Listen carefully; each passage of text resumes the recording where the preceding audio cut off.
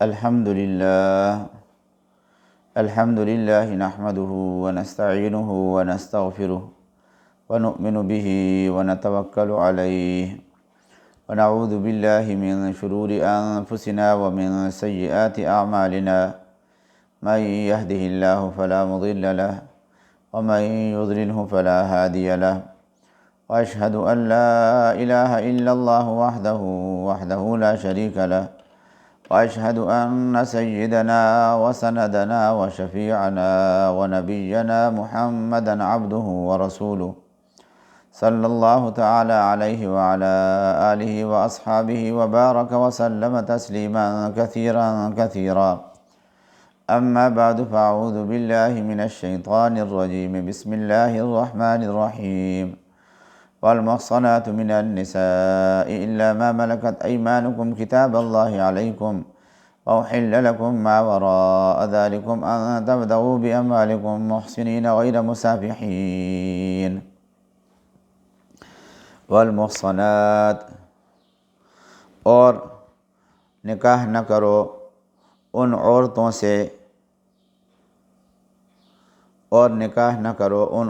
سے جو خاوند والیاں ہیں الا ما ملکت ایمانکم مگر جن کے مالک ہو جائے تمہارے ہاتھ کتاب اللہ علیکم حکم ہوا اللہ کا تم پر فرض کیا اللہ نے تم پر وَأُحِلَّ لَكُمْ مَا وَرَاءَ ذَلِكُمْ اور حلال ہیں تم کو سب عورتیں ان کے سوا أَن تَبْتَغُوا بِأَمْوَالِكُمْ بشرطے کہ طلب کرو ان کو اپنے مال کے بدلے محسنین قید میں لانے کو غیر مسافحین نہ کہ مستی نکالنے کو فَمَا اسْتَمْتَعْتُمْ بِهِ مِنْهُنَّ پھر جن کو کام میں لائے تم ان عورتوں میں سے فَآتُوهُنَّ أُجُورَهُنَّ فَرِيضَةً تو ان کو دو ان کے حق میں جو مقرر ہوئے وَلَا جُنَاحَ عَلَيْكُمْ اور گناہ نہیں ہے تم پر فِيمَا تَرَاضَيْتُمْ بِهِ اس بات میں کہ ٹھہرا لو تم دونوں آپس میں مِن بَعْدِ الْفَرِيضَةِ رضا سے مقرر کیے پیچھے ان اللہ کان علیما حکیما بے شک اللہ تبارک و تعالی خبردار ہے حکمتوں والا ہے۔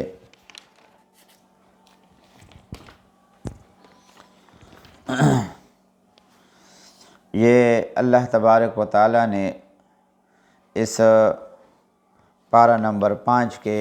بالکل شروع کے اندر بھی کچھ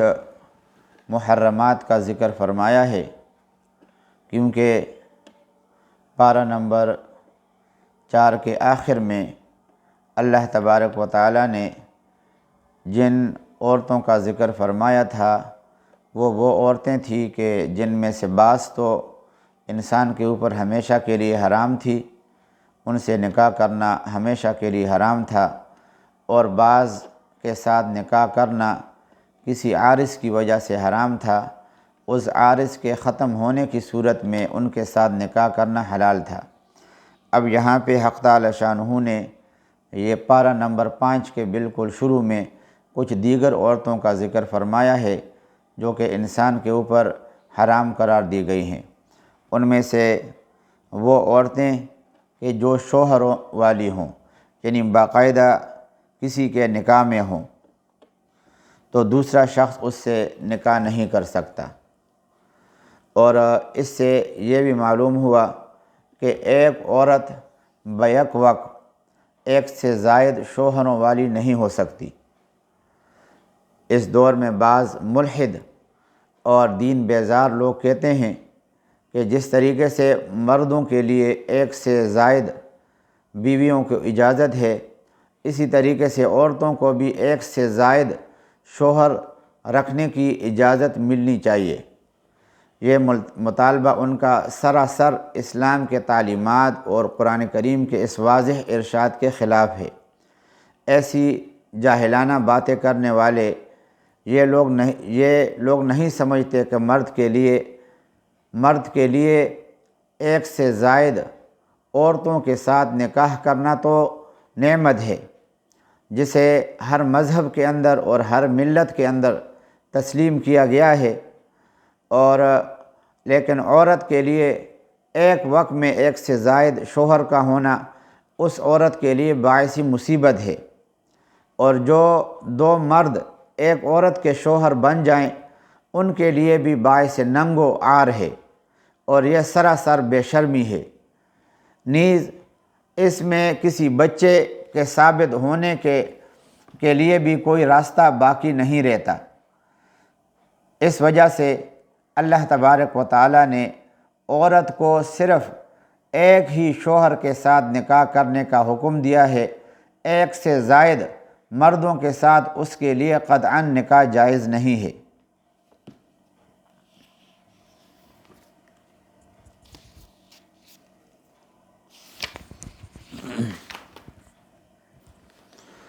اللہ تبارک و تعالیٰ فرما رہے ہیں الا ما ملکت ایمانکم،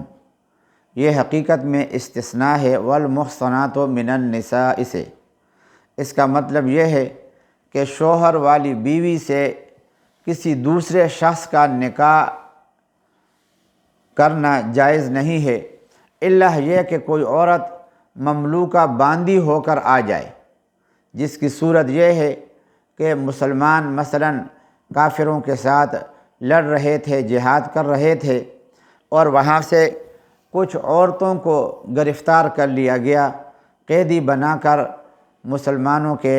ملک کے اندر ان کو منتقل کیا گیا، تو اس عورت کا نکاح دارالاسلام میں آنے سے سابق شوہر کے ساتھ ختم ہو جاتا ہے۔ یہ عورت اگر کتابیہ یا مسلمہ ہو تو اس سے دارالاسلام کا کوئی بھی شخص، کوئی بھی مسلمان نکاح کر سکتا ہے،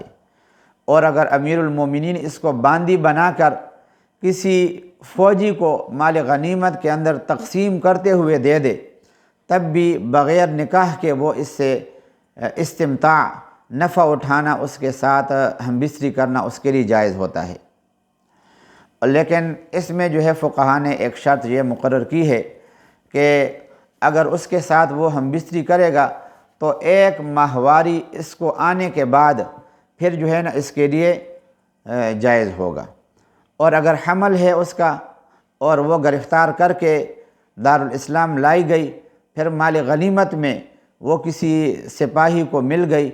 تو اس صورت میں جب تک وہ بچہ نہیں جنے گی اس وقت تک پھر اس کے ساتھ ہم بستری کرنا درست نہیں ہوگا۔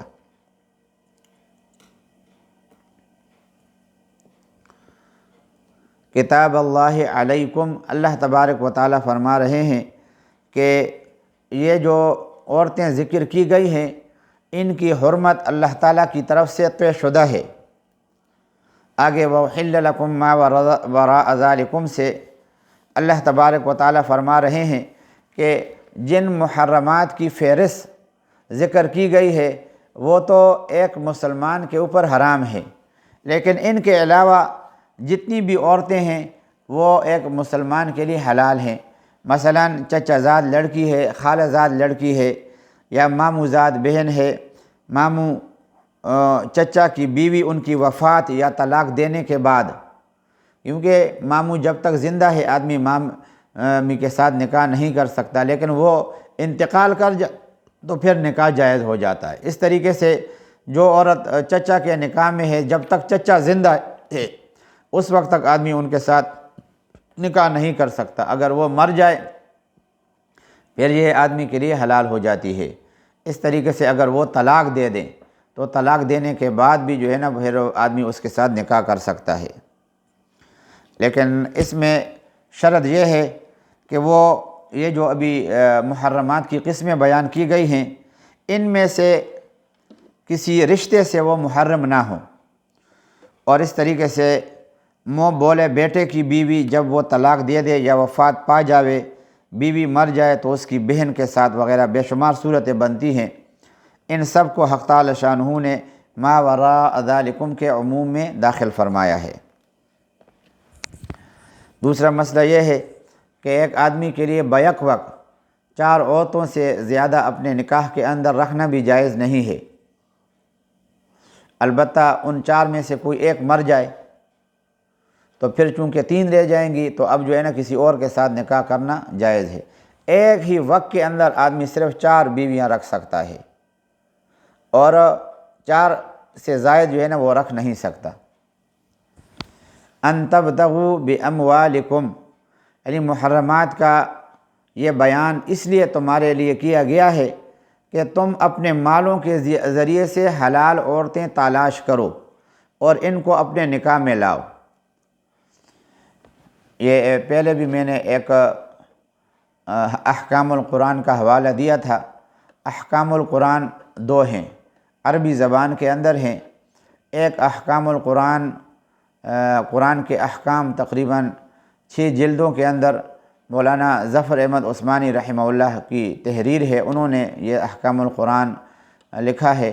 اور ایک احکام القرآن امام ابو بکر جساس رحمہ اللہ نے لکھا ہے۔ وہ اس میں لکھتے ہیں کہ اس سے 2 باتیں معلوم ہوئیں۔ ایک تو یہ ہے کہ نکاح مہر سے خالی نہیں ہو سکتا، نکاح کے اندر مہر کو مقرر کرنا یہ ضروری ہے۔ اگر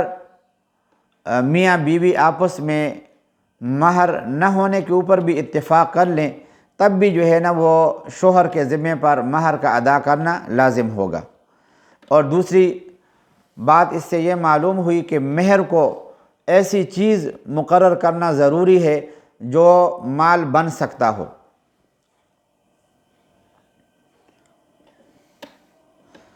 محسنین غیر مسافحین، کہ اپنے مالوں کے ذریعے سے حلال عورتیں طلب کر لو، اور یہ سمجھو کہ عورتوں کی تلاش اور عفت اور عصمت کے لیے ہے۔ آدمی جو مال دے کر عورتوں کو نکاح میں لاتا ہے تو اس کا مقصد جو ہے محض نفسانی خواہش کا پورا کرنا نہ ہو، وہ بھی تو ضمنی طور پر پورا ہوتا رہے گا، لیکن مقصد یہ ہے کہ اس انسان کو عفت حاصل ہو جائے اور اس طریقے سے عصمت اس کو حاصل ہو جائے۔ اس سے یہ معلوم ہوا کہ مال خرچ کر کے زنا کے لیے عورت تلاش کرنا یہ ناجائز اور حرام ہے۔ غیر مسافحین سے اللہ تبارک و تعالی زنا کی ممانعت فرما رہے ہیں، اور اس طرف بھی اشارہ کرنا مقصود ہے کہ صرف شہوت رانی یا اپنا پانی بہانا مقصود نہ ہو۔ اور زنا پہ تو ہے جو ہے نا وہ صرف یہی شہوت پوری کی جاتی ہے، وہاں پہ کوئی نہ بچے کا طلب ہوتا ہے اور نہ جو ہے آدمی اپنے نسل کو بڑھانا چاہتا ہے۔ فَمَا اسْتَمْتَعْتُمْ بِهِ مِنْهُنَّ فَآتُوهُنَّ أُجُورَهُنَّ فَرِيضَةً، یعنی نکاح کے بعد جن عورتوں سے تم صحبت کر لو تو ان کو ان کا مہر دے دو، یہ دینا تمہارے اوپر فرض ہے۔ اس آیت سے یہ معلوم ہوا کہ اگر کوئی شخص کسی عورت کے ساتھ نکاح کر لے اور ابھی رخصتی نہ ہوئی ہو، محض جو ہے وہ نکاح ہو، اور نہ آدمی کو جو ہے نا اس سے صحبت اٹھانے کا موقع ملے، اس سے پہلے ہی طلاق دے دے، تو چونکہ نکاح کرتے وقت اس نے مہر مقرر کیا تھا، اب جو ہے اس کے ذمے پر اس عورت کا آدھا مہر دینا لازم ہوگا، اور اگر صحبت کا موقع مل جائے تو پھر پورے مہر کا دینا واجب ہوتا ہے۔ اس سے ایک دوسرا لفظ بھی جو ہے نا وہ ہمیں معلوم ہوا، یہاں پہ جو متعہ ہے نا، متعہ، اس کی حرمت بھی یہاں سے ثابت ہوتی ہے۔ شیعہ مذہب کے اندر جو ہے وہ متعہ حلال ہے، اور وہ اس کو اپنی عبادت سمجھتے ہیں اور گویا اس کو تقرب کا ذریعہ سمجھتے ہیں۔ تو یہاں پہ استمتاع کا جو لفظ ہے نا، میم تا عین، اس کا معنی ہے کسی کے فائدہ حاصل ہونے کے ہیں، کسی شخص سے یا مال سے کوئی فائدہ حاصل کیا جائے تو اس کو عربی اصطلاح کے اندر استمتاع کہتے ہیں۔ اور پھر فَمَسْتَمْتَعْتُمْ، اس کا مطلب یہ ہے کہ جو کہ ہمارے اسلاف سے نقل ہوتا آ رہا ہے کہ پوری امت جو ہے اس بات کے اوپر متفق ہے کہ یہ آیت جو ہے وہ اس سے صاف تردید ہوتی ہے کہ متع حلال نہیں ہے، کیونکہ شیعہ فرقے کا مذہب یہ ہے کہ متع حلال ہے، اور وہ اس کو یوں سمجھتے ہیں کہ تم ایک مرد کسی عورت سے یوں کہے کہ اتنے دنوں کے لیے اتنے پیسوں یا فلاں جنس کے عوض میں تم سے متع کرتا ہوں، تو یہ متع اصطلاحی کا اس آیت سے کوئی تعلق نہیں ہے جو شیعہ سمجھتے ہیں۔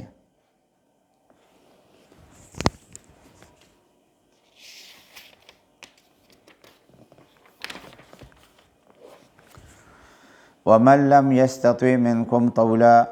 اور جو کوئی نہ رکھے تم میں طاقت اس بات کا ان ينكح المحصنات کہ نکاح میں لاوے پاک دامن عورتیں مسلمان، فَمِمَّا مَلَكَتْ أَيْمَانُكُمْ تو وہ نکاح کر لے ان سے جو تمہارے ہاتھ کا مال ہے، مِن فَتَيَاتِكُمُ الْمُؤْمِنَاتِ جو کہ تمہاری آپس کے لونڈیاں ہیں مسلمان، وَاللَّهُ أَعْلَمُ بِإِيمَانِكُمْ اور اللہ کو خوب معلوم ہے تمہاری مسلمانی، بعضکم من بعض تم آپس میں ایک ہو، فَانكِحُوهُنَّ بِإِذْنِ أَهْلِهِنَّ سو ان سے نکاح کرو ان کے مالکوں کی اجازت سے، وَآتُوهُنَّ أُجُورَهُنَّ اور دو ان کے مہر، بالمعروف دستور کے موافق، محصنات قید میں آنے والیاں ہوں، غیر مصافحات نہ کہ مستی نکالنے والیاں، ولا متخذات اخدان اور نہ چھپی دوستیاں کرنے والیاں، فَإِذَا أُحْصِنَّ جب وہ قید نکاح میں آ چکیں، فَإِنْ أَتَيْنَ بِفَاحِشَةٍ اگر وہ کریں بے حیائی کا کوئی کام، فَعَلَيْهِنَّ نِصْفُ مَا عَلَى الْمُحْصَنَاتِ تو ان پر آدھی سزا ہے بیویوں کی سزا سے،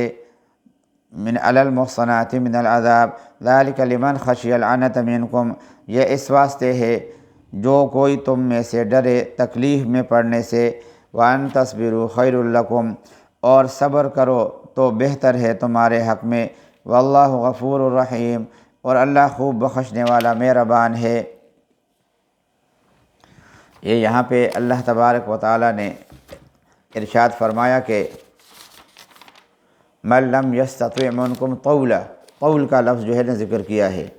اس کا مطلب یہ ہے کہ جس کو آزاد عورت سے نکاح کرنے کی قدرت نہ ہو یا اس کا سامان میسر نہ ہو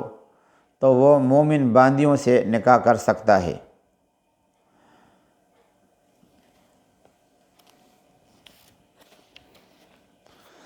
بعضکم من بعض کا مطلب یہ ہے کہ آزاد اور غلام سب ہی ایک ہی جنس بنی آدم سے تعلق رکھتے ہیں اور سب ایک ہی نفس سے پیدا ہوئے ہیں، فضیلت کا مدار ایمان اور تقوی ہے۔ محصنات غیر مصافحات ولا متخذات اخدان یعنی مومن باندیوں سے نکاح کرو اس حال میں کہ وہ پاک دامن ہوں، علانیہ زنا کرنے والی نہ ہوں، غیر مصافحات کا معنی ہے۔ ولا متخذات کا اخدان کا مطلب یہ ہے کہ نہ خفیہ طور پر دوست رکھنے والیاں ہوں۔ یرید اللہ لیبین لکم اللہ چاہتا ہے کہ بیان کرے تمہارے واسطے، ویہدیکم اور چلائے سنن الذین من قبلکم تم کو پہلوں کی راہ پر، ویتوب علیکم اور معاف کرے تمہیں، واللہ علیم حکیم اور اللہ جاننے والا حکمت والا ہے، واللہ یرید ان یتوب علیکم اور اللہ چاہتا ہے کہ تم پر متوجہ ہوئے، ویرید الذین یتبعون الشہوات اور چاہتے ہیں وہ لوگ جو لگے ہوئے ہیں اپنے خواہشات کے پیچھے، ان تمیلوا میلا عظیما کہ تم پھر جاؤ راہ سے میلا عظیما بہت دور، یرید اللہ چاہتا ہے ان یخفف عنکم کہ تم سے بوجھ ہلکا کر دے، وخلق الانسان ضعیفا اور انسان پیدا کیا گیا ہے کمزور،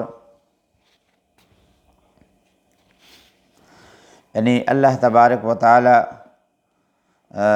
تم پر ہلکے احکام کا ارادہ فرماتے ہیں اور تمہاری دقتیں دور کرنے کے لیے نکاح کے بارے میں ایسے نرم احکام دیے ہیں جس پر عمل کرنا سب کے لیے آسان ہے۔ اور آزاد عورتوں سے اگر نکاح کی قدرت نہ ہو تو باندیوں سے بھی نکاح کی اجازت دی ہے، اور اس کے ساتھ ساتھ مہر کو آپس میں طے کرنے کے اوپر جو ہے نا اللہ تبارک و تعالیٰ نے اختیار اس کا بھی دیا ہے۔ اور ضرورت کے وقت جو ہے آدمی ایک سے زائد عورتوں کے ساتھ بھی نکاح کر سکتا ہے، بشرطے کہ ان کے حقوق ادا کرے اور ان کے درمیان انصاف کر سکے۔ آگے خلق الانسان ضعیفا، اللہ تبارک و تعالیٰ نے ارشاد فرمایا کہ انسان خلقی طور پر ضعیف ہے اور ان کے اندر شہوانی مادہ رکھا گیا ہے۔ اگر بالکل ہی عورتوں سے اس کو دور کرنے کا حکم دیا جاتا تو اطاعت اور فرمانبرداری کرنے سے وہ عاجز رہ جاتا۔ اس کے اس بات کو پیش نظر رکھتے ہوئے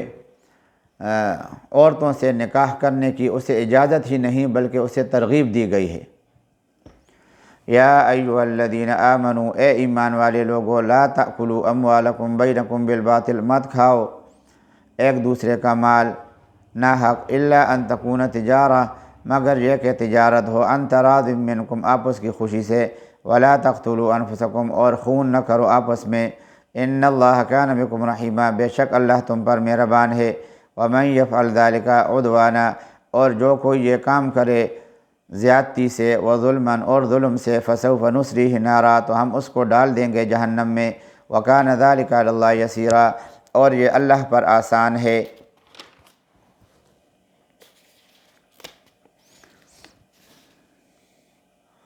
جائز طریقے سے تجارت کو آدمی تجارت کرنے کی اللہ تعالیٰ نے اجازت دی ہے، اور جو ناجائز طریقے سے مال جو ہے وہ جمع کر دی جائے اس کی اللہ نے ممانعت کی ہے اور اس کو حرام قرار دیا ہے۔ ان تجتنبوا کبائر، اگر تم بچتے رہو گے ان بڑے گناہوں سے، ما تنہون عنہ، جن سے تمہیں روکا گیا ہے، نکفر عنکم سیئاتکم، تو ہم معاف کر دیں گے تم سے تمہارے چھوٹے گناہ، وندخلکم مدخلا کریما، اور داخل کریں گے ہم تمہیں عزت کے مقام میں۔ یہ گناہوں کی جو ہے دو قسمیں ہیں، ایک گناہ کبیرہ ہیں یعنی بڑے گناہ، اور کچھ گناہ صغیرہ ہیں چھوٹے گناہ۔ اگر کوئی ہمت کر کے گناہ کبیرہ سے بچ جائے تو یہ اللہ کا وعدہ ہے کہ اس کے صغیرہ گناہوں کو بھی معاف فرما دیں گے۔ اور کبیرہ گناہوں سے بچنے میں یہ بات بھی ہے کہ آدمی تمام فرائض اور واجبات کو اپنے وقت کے اندر ادا کرنے کی کوشش کرے، کیونکہ جو آدمی فرائض کو چھوڑتا ہے، واجبات کو چھوڑتا ہے، یہ بھی حقیقت کے اندر گناہ کبیرہ میں داخل ہے۔ اور اعمال صالحہ کو گناہ صغیرہ کا کفارہ بنا کر اللہ تبارک و تعالیٰ نے پیش کیا ہے کہ بجائے عذاب کے ثواب اور بجائے جہنم کے جنت نصیب ہوگی۔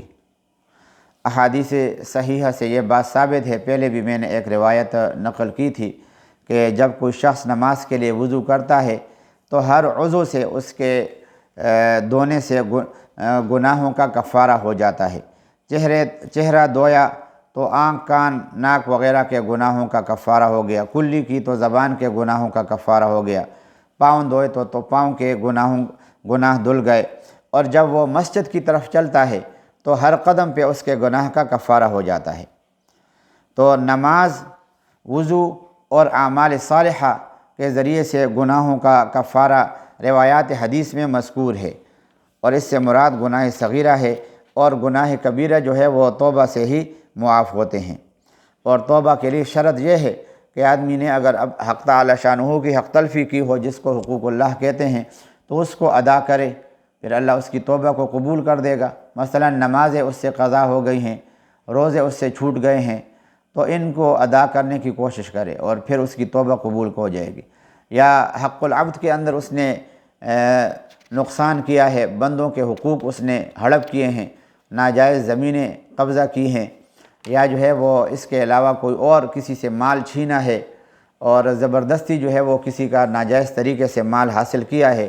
تو یہ توبہ جو ہے نا اس وقت اس کی ہوگی جب کہ دوسرے کو اس کا حق دے دے۔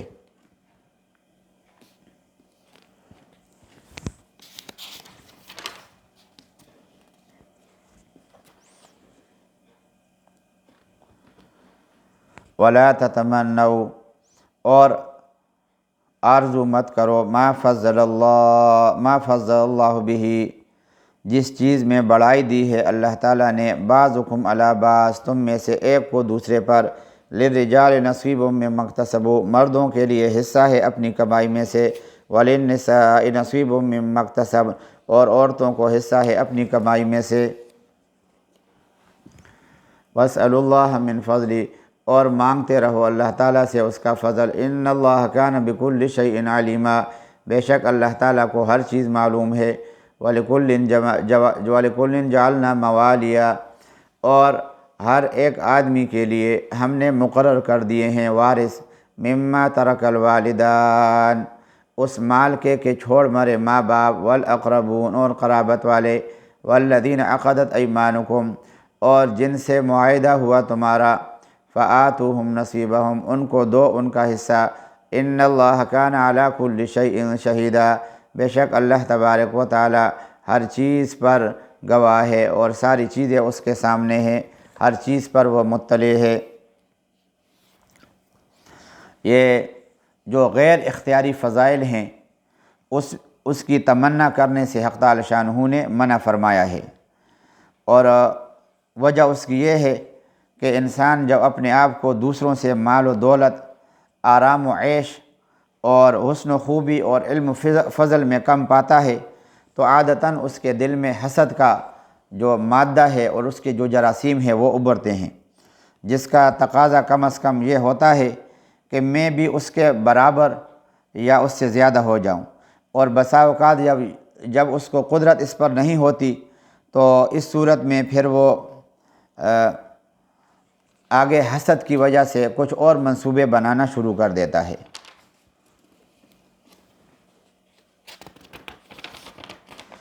الرجال قوامون علی النساء، مرد حاکم ہے عورتوں پر، بما، اس واسطے کہ فضل اللہ بعضهم علی بعض، اللہ نے بڑائی دی ہے ایک کو دوسرے پر، وبما انفقوا، اور اس واسطے کہ انفقوا من اموالہم، خرچ کیے انہوں نے اپنے مال، فالصالحات قانتات، پھر جو عورتیں نیک ہیں سو تابعدار ہیں، حافظات، نگہبانی کرتی ہیں، للغیب، پیٹھ پیچھے، بما حفظ اللہ، اس کی جس کی اللہ نے حفاظت کی، واللاتی تخافون، اور جن کی بدخوئی کا ڈر ہو، واللاتی تخافون نشوزہن، اور جن عورتوں کے بارے میں ڈر ہو ان کے نافرمانی کا، فعظوہن، تو ان کو سمجھاؤ، ان کو وعظ و نصیحت کرو، واہجروہن، اور جدا کر دو، فی المضاجع، سونے میں ان کے بستر، واضربوہن، اور مارو ان کو، فَإِنْ أَطَعْنَكُمْ، اگر وہ کہا مانے تمہارا، فَلَا تَبْغُوا عَلَيْهِنَّ سَبِيلًا، تو مت تلاش کرو ان پر الزام کا راستہ، ان اللہ کان علیٰ کبیرا، بے شک اللہ تبارک و تعالی اوپر ہے، کبیرہ، بڑا ہے۔ وَإِنْ خِفْتُمْ شِقَاقَ بَيْنِهِمَا، اگر تم ڈرو کہ وہ دونوں آپس میں ضد رکھتے ہیں، فَبْعَثُوا حَكَمًا مِّنْ أَهْلِهِ، تو کھڑا کر دو ایک منصف مرد والوں میں سے، وَحَكَمًا مِّنْ أَهْلِهَا، اور ایک منصف عورت کے خاندان والوں میں سے، إِن يُرِيدَا إِصْلَاحًا، اگر یہ دونوں چاہیں گے صلح کرا دیں، یوفق اللہ بینہما، تو اللہ موافقت کر دے گا ان دونوں میں، ان اللہ کان علیما خبیرا، بے شک اللہ تبارک و تعالی سب کچھ جاننے والا، خبردار ہے۔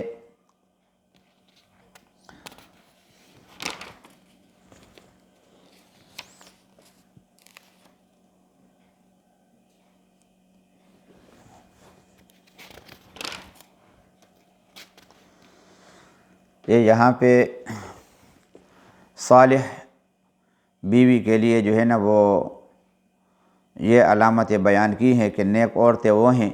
جو مرد کی حاکمیت کو تسلیم کر کے ان کی اطاعت کریں، اور مرد کے پیٹھ پیچھے اپنے نفس اور اپنے مال کی حفاظت کرتی رہیں، اپنی عصمت اور گھر کے مال کی حفاظت جو امور خانداری میں سے ہے اور سب سے اہم ہے، ان کے بجا لانے میں مردوں کے سامنے اور پیچھے کے حالات بالکل مساوی ہیں۔ یہ نہیں کہ ان کے سامنے تو اہتمام کرے اور نظروں سے غائب ہو تو اس میں لاپرواہی برتیں۔ نبی کریم صلی اللہ علیہ وسلم نے اس آیت کریمہ کی تفسیر میں ارشاد فرمایا کہ بہترین عورت وہ ہے کہ جب تم اس کو دیکھو تو خوش ہو، اور جب اس کو کوئی حکم دو تو اطاعت کرے، اور جب تم غائب ہو تو اپنے نفس اور مال کی حفاظت کرے۔ اور نافرمان بیوی جو ہے اگر وہ کوتاہی کرنے لگے، نافرمانی کرنے لگے، تو اللہ تبارک و تعالیٰ نے مردوں کو 3 طریقے اس کے اصلاح کے بتائے ہیں۔ پہلا طریقہ تو یہ بتا دیا ہے کہ نرمی سے ان کو سمجھا دو، اگر وہ سمجھانے سے باز نہ آئیں تو دوسرا درجہ یہ ہے کہ اس سے اپنے بستر الگ کر دو، تاکہ وہ اس علیحدگی سے شوہر کی ناراضگی کو محسوس کرے اور اپنے کیے پر نادم ہو جائے اور صحیح طریقے راستے پر آ جائے۔ یہ دوسرا طریقہ ہے۔ اور تیسرا طریقہ حق تعالی شانہ نے ارشاد فرمایا کہ پھر اس کو جو ہے وہ سزا دو۔ یہ تیسرا طریقہ راہ راست پر لانے کے لیے ہے کہ اگر وہ شریفانہ سزا اور تنبیہ سے متاثر نہیں ہوتی تو معمولی مارنے کی اجازت ہے، اور وہ معمولی مار یہ ہے اس طرح مارا جائے کہ اس کے جسم کے اوپر کوئی اثر نہ پڑے، نہ ہڈی ٹوٹے اور نہ زخم لگنے کی نوبت آئے، اور چہرے پر تو بالکل مارنے کی ہی ممانعت ہے۔ بعض ظالم معاشرے کے اندر ہوتے ہیں، عورتوں کو بہت سخت مارتے ہیں۔ ایک شخص میرے پاس آیا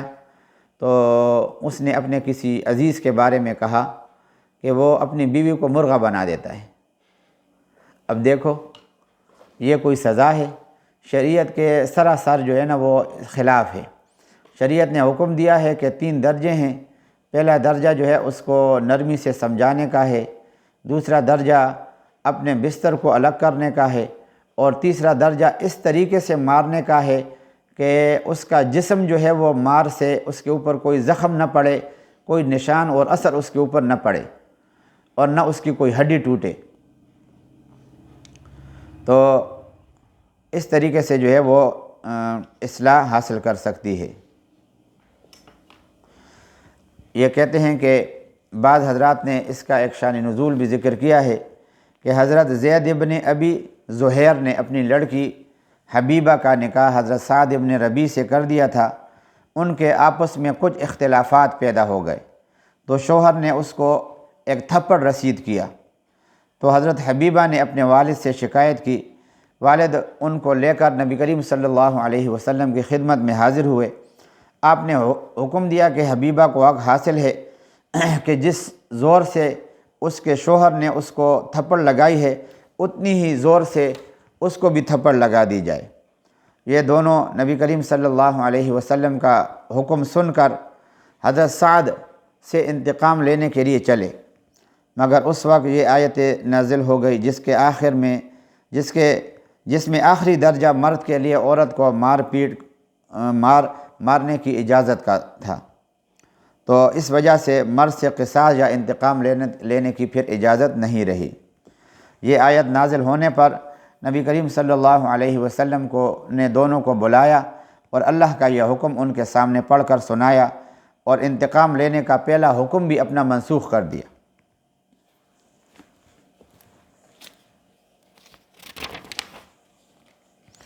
یہ بعض شوہر ہوتے ہیں نا وہ حقوق ادا نہیں کرتے، گھر کے اندر جو ہے نا نان و نفقہ کے اندر تنگی کرتے ہیں اور بات بار پر ٹوکتے ہیں اور ظالمانہ جو ہے نا روش اختیار کرتے ہیں۔ یہ اس کی سخت جو ہے وہ ممانعت آئی ہے۔